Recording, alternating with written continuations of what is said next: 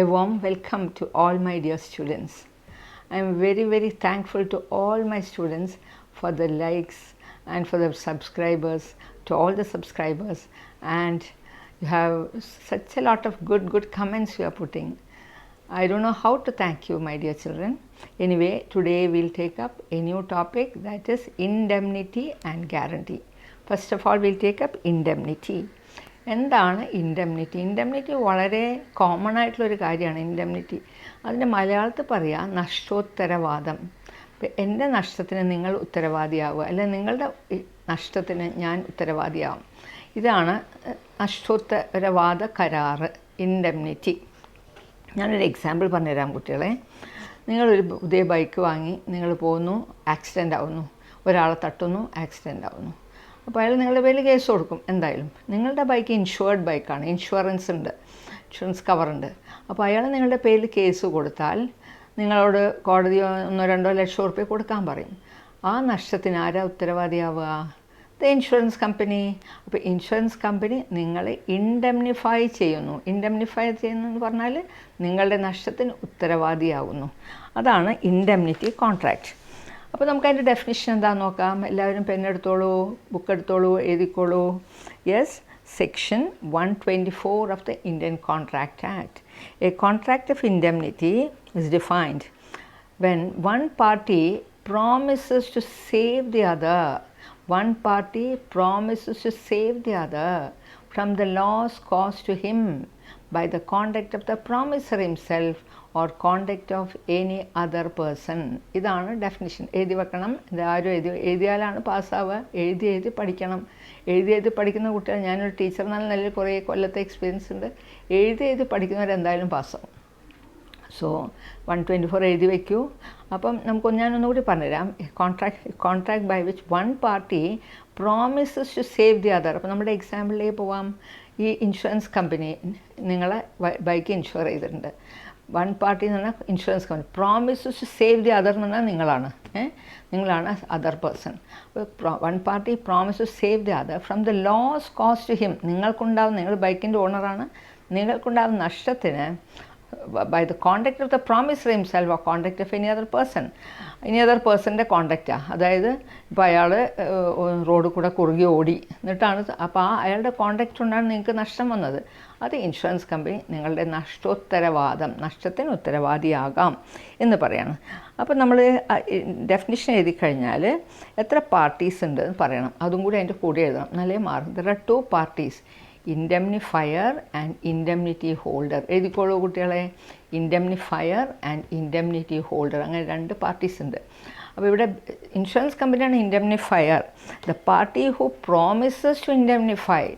ആരാണോ വാഗ്ദാനം കൊടുക്കുന്നത്, നഷ്ടത്തിന് ഉത്തരവാദിയാവാൻ വാഗ്ദാനം കൊടുക്കുന്നത്, the party who promises to indemnify is called the indemnifier. The party to whom the promise is given. ആരോടാണ് പ്രോമിസ്? നിങ്ങളുടെ ബൈക്ക് ഓണറുണ്ട്. The party to whom the promise is given is called the indemnity holder or indemnified എന്ന് പറയും. എഴുതി വെച്ചോളൂ, indemnity holder or ഇൻഡെംനിഫൈഡ്. ഇത്രയേ ഉള്ളൂ നമുക്ക് ഡെഫിനിഷൻ പഠിക്കാൻ. അപ്പോൾ സെക്ഷൻ 124 എഴുതുക, ഇൻഡെംനിഫയർ ആരാണെന്ന് എഴുതുക, ഇൻഡെംനിറ്റി ഹോൾഡർ ആരാണെന്ന് എഴുതാം. അപ്പോൾ പിന്നെ വേറൊരു കാര്യം കൂടി ഇതിൽ പറയാനുള്ളത്, by the contact of the promiser himself or contact of any other person എന്ന് പറയുന്നത്. പ്രോമിസർ എന്ന് പറഞ്ഞാൽ ഇവിടെ ഈ എക്സാമ്പിൾ ശരിയാവില്ല. അപ്പോൾ വേറെ എക്സാമ്പിൾ എടുക്കാം. Mister A and mister B, 2 ആൾക്കാർ. Mister B is doing very good business. നല്ല ബിസിനസ്സുകാരനാണ്, ഒരുപാട് കാശ് ഉണ്ടാക്കുന്നുണ്ട്. അപ്പോൾ എ അപ്രോച്ച് ചെയ്യുക ബീനെ, നോക്കൂ എന്നെയും കൂടി നിങ്ങളുടെ ബിസിനസ് പാർട്ട്ണർ ആക്കുമോ എന്ന് ചോദിക്കാം. അപ്പോൾ ബിക്ക് ഒരു സംശയം. ബി പറയണം, നിങ്ങൾ ബിസിനസ്സിൽ you don't have any you have never done any business, you don't know how to do business. അങ്ങനെ ആ ഒരു സാഹചര്യത്തിൽ ഞാൻ നിങ്ങളെ കൂട്ടിയാൽ, suppose I incur any losses, അതുകൊണ്ട് നിങ്ങളുടെ റോങ് ഡിസിഷൻ കൊണ്ടോ നിങ്ങളുടെ റോങ് തെറ്റുകൾ കൊണ്ടോ എൻ്റെ ബിസിനസ്സിന് നഷ്ടം വന്നാൽ എന്ത് ചെയ്യും? അപ്പോൾ പറയാണ്, എന്ത് നഷ്ടം വന്നാലും ഞാൻ നികത്തിത്തരാം, നിങ്ങൾക്കുണ്ടാവുന്ന നഷ്ടം ഞാൻ നികത്തിത്തരാം. I shall indemnify you from all the losses which caused by me. ഇവിടെ പ്രോമിസ് ചെയ്യുന്ന ആരാണ്? എ. അപ്പോൾ പ്രോമിസറുടെ സ്വഭാവം കൊണ്ടോ പ്രോമിസറിൻ്റെ കോണ്ടാക്റ്റ് കൊണ്ടോ പ്രോമിസി ആയ ബിക്ക് എയുടെ സ്വഭാവം കൊണ്ടോ കോണ്ടാക്റ്റ് കൊണ്ടോ ബിക്കുണ്ടാകുന്ന നഷ്ടത്തിന് എ ഉത്തരവാദിയായി കൊള്ളാം. The contact of the promisor എന്നുള്ള ആശയമാണ് ഇവിടെ ഞാൻ പറഞ്ഞത്. So that is it. പിന്നെ വേറെ പ്രോമിസ് ഓഫ് അനദർ പേഴ്സണും ഉണ്ട്. അനദർ പേഴ്സൺ എന്ന് പറഞ്ഞാൽ എയും ബിയും നല്ല ബിസിനസ് ചെയ്യുന്നുണ്ട്. അപ്പോൾ എൻ്റെ ഒരു ക്ലോസ് ഫ്രണ്ട് സി ഉണ്ട്. സി വന്നിട്ട് പറയാണ്, എന്നോട് പറയാം എന്നെയും കൂടി നിങ്ങളെ ബിസിനസ് ചേർത്തുവന്ന്. അപ്പം എക്ക് ഒരു സംശയം, എ ബിയോട് ചോദിച്ചു എൻ്റെ ക്ലോസ് ഫ്രണ്ടിനും കൂടി ഇതിൽ ചേർത്തു. അപ്പോൾ ബി പറഞ്ഞു നോ നോ നോ പറ്റില്ല, സിക്ക് യാതൊരു ബിസിനസ് പരിചയമില്ല, സിയുടെ റോങ് ഡിസിഷൻ കൊണ്ടോ റോങ് കോണ്ടാക്റ്റ് കൊണ്ടോ നമുക്ക് വല്ല നഷ്ടം വരും. അപ്പോൾ എ പറയാണ് അത് സാരമില്ല, സീൻ്റെ കോണ്ടാക്റ്റ് കൊണ്ട് എന്ത് നേരം നഷ്ടം വന്നാൽ അത് ഞാൻ നികത്തി തരാം എന്ന് എ ബിയോട് പറയാണ്. അതാണ് contract of the promiser himself or contact of any other person. Any other person C എന്നൊരാളാണ്. അപ്പോൾ അവിടെ സി വരുത്തുന്ന നഷ്ടത്തിന് എ ഉത്തരവാദിയായി കൊള്ളാം എന്ന് എ ബിയോട് പറയാണ്. Have you understood? അപ്പോൾ ഡെഫിനിഷൻ്റെ എല്ലാ ഭാഗവും നമ്മൾ നോക്കി. Contact of the promiser himself or contact of any other person. പിന്നെ വേറൊരു കാര്യം, അപ്പോൾ ഈ ഡെഫിനിഷൻ നമ്മൾ വായിച്ചാൽ contact of the promiser himself or contact of any other person എന്നാണല്ലോ ഡെഫിനിഷനിൽ. അപ്പോൾ ഇൻഡെംനിറ്റി എന്ന് പറഞ്ഞാൽ ഒരു ഹ്യൂമൻ ഏജൻസീൻ്റെ പ്രവൃത്തി കൊണ്ടുള്ള നഷ്ടം മാത്രമല്ലേ കവർ ചെയ്യുള്ളൂ. അപ്പോൾ നമ്മുടെ ഇന്ത്യൻ ലോയിൽ അങ്ങനെയാണ്. പക്ഷേ ഇംഗ്ലീഷ് ലോയിൽ അങ്ങനെയല്ല. ആക്ട് ഓഫ് ഗോഡും നാച്ചുറൽ ഇവൻറ്റ്, ഇപ്പോൾ നമ്മൾ ബൈക്കൊക്കെ ആക്സിഡൻ്റ് ആവുന്ന ആക്ട് ഓഫ് ഗോഡ്, പെട്ടെന്ന് നമുക്കറിയില്ല, പെട്ടെന്ന് വന്നതല്ലേ, പെട്ടെന്ന് ഉണ്ടാവുന്നതാണ്. അപ്പോൾ not cause any person, act of God ആവാം, നാച്ചുറൽ, അല്ലെങ്കിൽ ചില മരം നിങ്ങളുടെ വണ്ടീൻ്റെ മേലെ വീണു, അപ്പോൾ അങ്ങനെയൊക്കെ ആകുമ്പോൾ അത് ആക്ട് ഓഫ് ഗോഡാണ്. അപ്പോൾ ഒരാളുടെ പ്രവൃത്തി കൊണ്ട് ഉണ്ടായതല്ല, പക്ഷെ അതും കവേർഡാണ്. അപ്പോൾ അത് ഇംഗ്ലീഷ് ലോ ആണ്. നമ്മൾ ഇംഗ്ലീഷ് ലോയും കൂടി ഫോളോ ചെയ്യുന്നുണ്ട്. അപ്പോൾ ഒരു കേസ് ലോ എഴുതണം കുട്ടികളെ. ഗജാനൻ മൊറീശ്വർ വേഴ്സസ് മൊറീശ്വർ മദൻ. ഞാനത് നോട്ട്സിൽ തരാം. ഗജാനൻ മൊറീശ്വർ വേഴ്സസ് മൊറീശ്വർ മദൻ എന്നുള്ള കേസിൽ എന്താണ് കോടതി എന്ത് ചെയ്തു? ഇംഗ്ലീഷ് ലോൻ്റെ ലൈനിൽ തീരുമാനം എടുത്തു. നമ്മുടെ ഇന്ത്യൻ ലോ ആണെങ്കിൽ മനുഷ്യന്മാരുടെ കോസ് കൊണ്ടുണ്ടായത് മാത്രമാണ് ഡെഫിനിഷൻ എന്ന് മനസ്സിലാകും. Contact of the promiser himself or contact of any other person കാണുന്നുണ്ട്. പക്ഷേ ദ ആക്ട് ഓഫ് ഗോഡും വേറെ ഏതെങ്കിലും ഒരാളുടെ വേറെ എന്തെങ്കിലും നാച്ചുറൽ കലാമിറ്റിയോ ആക്സിഡൻറ്റോ ഒക്കെ അതിൽ ഉൾപ്പെടുന്നു ഇംഗ്ലീഷ് ലോ പ്രകാരം. അപ്പോൾ ഈ കേസിൽ കോടതി പറഞ്ഞു നമുക്ക് ഇംഗ്ലീഷ് ലോ പ്രകാരം നോക്കാം. നാച്ചുറൽ കലാമിറ്റി, ആക്സിഡൻറ്റ് ഒക്കെ ഇതിൽ ഉൾപ്പെടുത്താം. അപ്പോൾ അതിനൊക്കെ ഒരാൾക്ക് വന്ന നഷ്ടം നികത്തി തരാം എന്ന് പറയുന്നതാണ് ഈ കേസ് ലോ അങ്ങനെയാണ് വിധിച്ചത്. പിന്നെ കോൺട്രാക്റ്റ് ഓഫ് ഇൻഡെംനിറ്റി എങ്ങനെ വേണം? എഴുതിയിട്ട് തന്നെ വേണോ? വേണ്ട, എഴുതാം, ഓറലാവും. എക്സ്പ്രസ് എന്ന ഓറൽ. അപ്പോൾ contract indemnity may be oral എഴുതി വെച്ചോളൂ. Or implied, oral or written, അതാണ് express. May be express or implied. Oral or written ആണ് എക്സ്പ്രസ്. ഇംപ്ലൈഡ് എന്ന് പറഞ്ഞാൽ നമ്മുടെ പെരുമാറ്റത്തിനും സംസാരത്തിനും ഒക്കെ നമ്മളയാളുടെ നഷ്ടത്തിന് ഉത്തരവാദിയാകാം എന്നുള്ള സാഹചര്യം എന്നുകൊണ്ടൊക്കെ മനസ്സിലാക്കുന്നത്, അതാണ് ഇംപ്ലൈഡ്. പിന്നെ ഒരു വാലിഡ് കോൺട്രാക്റ്റിൻ്റെ എല്ലാ എസെൻഷ്യൽസും ഇതിനും ബാധകമാണ്. ഒരു വാലിഡ് കോൺട്രാക്റ്റിൻ്റെ എസെൻഷ്യൽസ് നമ്മൾ വേറെ തന്നെ വീഡിയോ ചെയ്തിട്ടുണ്ട്, അത് നോക്കിയാൽ മതി. എസെൻഷ്യൽസ് ഓഫ് വാലിഡ് കോൺട്രാക്റ്റ് ഇതിൽ എഴുതണമെന്നില്ല, മനസ്സിലാക്കിയാൽ മതി. അപ്പോൾ ഇപ്പം നിങ്ങൾ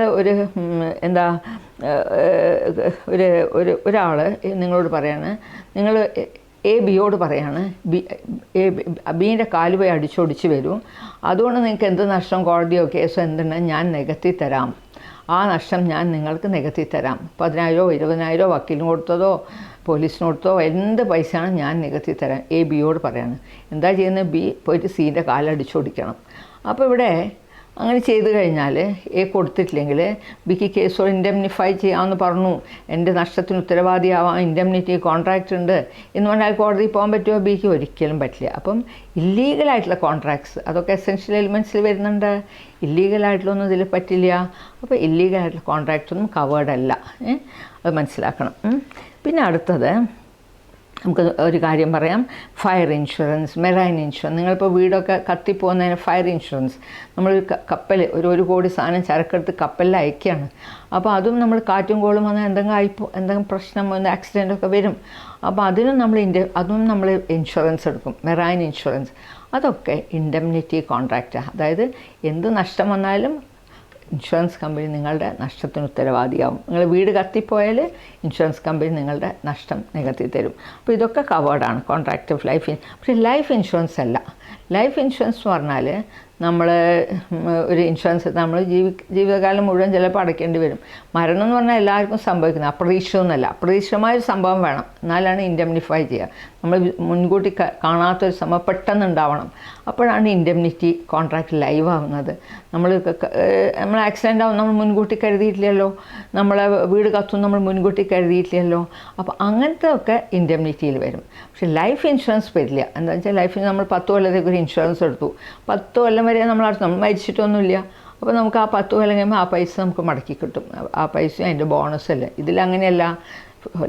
നമ്മൾ ആക്സിഡൻറ്റ് ഇൻഷുറൻസ് ഒക്കെ എടുത്താൽ എല്ലാ മാസവും നിങ്ങൾ പ്രീമിയം അടയ്ക്കും. ആക്സിഡൻറ്റ് ഒന്നും പറ്റില്ല, ആ പൈസ മടക്കി കിട്ടുമോ? ഇല്ല. അപ്പോൾ അത് ഡിഫറെൻ്റ് ആണ്. ലൈഫ് ഇൻഷുറൻസ് ഡിഫറെൻ്റ് ആണ്, ബാക്കിയുള്ള ആക്സിഡൻറ്റ് ഇൻഷുറൻസ് ഒക്കെ ഡിഫറെൻ്റ് ആണ്. ഇനി അടുത്തത് നമ്മൾ സെക്ഷൻ 124 ആണ് കുട്ടികളെ ഇപ്പോൾ പഠിച്ചത്. സെക്ഷൻ 125 ഒന്ന് എഴുതി വെച്ചോളൂ, എപ്പോഴും പരീക്ഷയ്ക്ക് വരുന്നൊരു ചോദ്യമാണ്. Rights of indemnity holder when SUD. Rights of indemnity holder when SUD എന്ന് പറഞ്ഞാൽ എന്താണ്? ഇപ്പം നിങ്ങളുടെ പേരിൽ കേസ് വന്നാൽ, അതായത് ഇപ്പം നിങ്ങൾ ആക്സിഡൻറ്റ് പറ്റി, അപ്പോൾ അയാൾ കയ്യോ ഒടിഞ്ഞ് അയാളുടെ നിങ്ങളുടെ പേരിൽ കേസ് കൊടുത്തു. അപ്പോൾ കോടതി പറഞ്ഞു നിങ്ങളോട് ഒരു 2 ലക്ഷം റുപ്യ കൊടുക്കാൻ പറഞ്ഞു. പക്ഷേ ആ 2 ലക്ഷം നിങ്ങൾ ഇൻഷുർഡ് വണ്ടിയാണെങ്കിൽ കൊടുക്കേണ്ട ആവശ്യമില്ല. അപ്പോൾ rights of indemnity holder when SUD, നിങ്ങളുടെ പേരിൽ കേസ് വന്നാൽ നിങ്ങളുടെ അവകാശങ്ങൾ എന്തൊക്കെയാണ്? അപ്പോൾ ഓൾ ഡാമേജസ്, നമ്പർ 1 എഴുതി വെച്ചോളൂ. All damages which may compel to pay in any suit. അങ്ങനെയൊന്നും എഴുതാനൊന്നുമില്ല. All damages in a suit എന്ന് എഴുതിയാൽ മതി. All damages in a compel to pay in any suit ഒന്നും പറയണമെന്നില്ല. All damages paid under a suit, to be paid under a suit. പിന്നെ all cost എന്ന് പറഞ്ഞാൽ എന്താണ്? ഡാമേജസ് പറഞ്ഞാൽ നഷ്ടപരിഹാരം, കോടതി നഷ്ടപരിഹാരം കൊടുക്കാൻ പറഞ്ഞത്. കോസ്റ്റ് എന്ന് പറഞ്ഞിട്ടുണ്ടെങ്കിൽ കോടതി ചെലവുകൾ. ഇപ്പോൾ നമ്മൾ അവരിപ്പോൾ കേസ് കൊടുക്കാൻ വേണ്ടി കൊടുക്കുന്നത് സ്റ്റാമ്പ് പേപ്പറിലൊക്കെ ഇപ്പോൾ 10 ലക്ഷം വേണമെന്ന് പറഞ്ഞ് എഴുതി കൂടെ 1 ലക്ഷത്തിൻ്റെ സ്റ്റാമ്പ് പേപ്പർ ആണ് എഴുതി കൊടുക്കേണ്ടത്, പരാതിയൊക്കെ എഴുതി കൊടുക്കേണ്ടത്. അപ്പോൾ അങ്ങനെ നമ്മൾ ആ കോസ്റ്റ് എന്നാണ് വക്കീലിന് കൊടുത്ത പൈസ, പിന്നെ അതൊക്കെയാണ് കോസ്റ്റിൽ വരിക. ഗുമസ്തന് കൊടുത്ത പൈസ, നമ്മളുടെ സ്റ്റാമ്പ് പേപ്പറിൻ്റെ പൈസ, അങ്ങനത്തെ ചിലവുകൾ, അതിനാണ് കോസ്റ്റ്. ആ കോസ്റ്റൊക്കെ അയാൾ ചോദിക്കും ഇയാളടുത്ത്. ആ കോസ്റ്റൊക്കെ നമ്മൾ കൊടുക്കേണ്ടി വരും. അപ്പോൾ അതൊക്കെ ആര് വഹിക്കും? അത് ഇൻഷുറൻസ് കമ്പനി വഹിക്കും. അതാണ് all cost which may have all cost എന്ന് എഴുതിയാലും മതി. All cost in a suit എന്ന് എഴുതിയാലും മതി. പിന്നെ ഓൾ സംസ് paid under the terms of A compromise. Compromise എന്നാൽ ഒത്തുതീർപ്പ് വ്യവസ്ഥ. ചിലപ്പോൾ കേസാവില്ല, കേസാവുന്നതിന് മുന്നേ അത് അങ്ങ് ഒത്തുതീർപ്പാക്കും, കോംപ്രമൈസ് ആക്കും. അപ്പോൾ കോംപ്രമൈസ് ചെയ്ത് അങ്ങോട്ടും ഇങ്ങോട്ടും പറഞ്ഞ് ഇൻഷുറൻസ് കമ്പനി വരും, തമ്മിൽ സംസാരിച്ച് ഒരു തുകയിലെത്തും. അതാണ് കോംപ്രമൈസ്.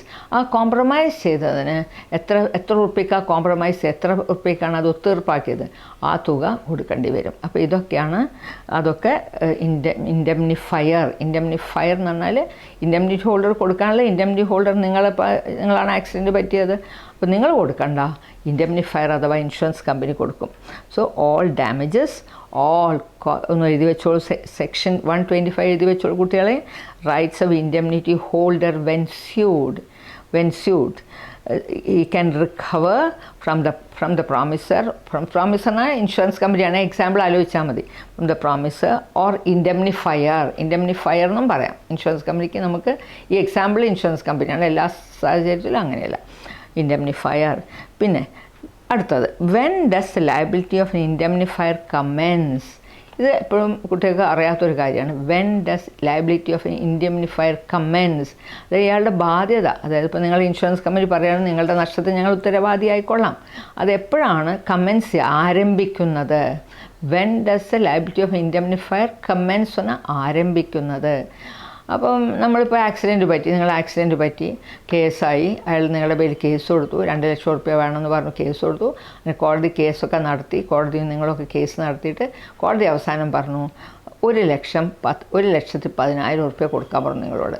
അപ്പം ആ തുക ക്വാണ്ടിഫൈ ചെയ്ത്, തുക അബ്സല്യൂട്ട് ആൻഡ് സെർട്ടനായി. ആ തുക അബ്സല്യൂട്ട് ആൻഡ്, ആ 2 വാക്ക് ഇമ്പോർട്ടൻ്റാണ്. When the amount becomes absolute and certain, അതാണ് ബിക്കംസ് അബ്സല്യൂട്ട് ആൻഡ് സെർട്ടൻ.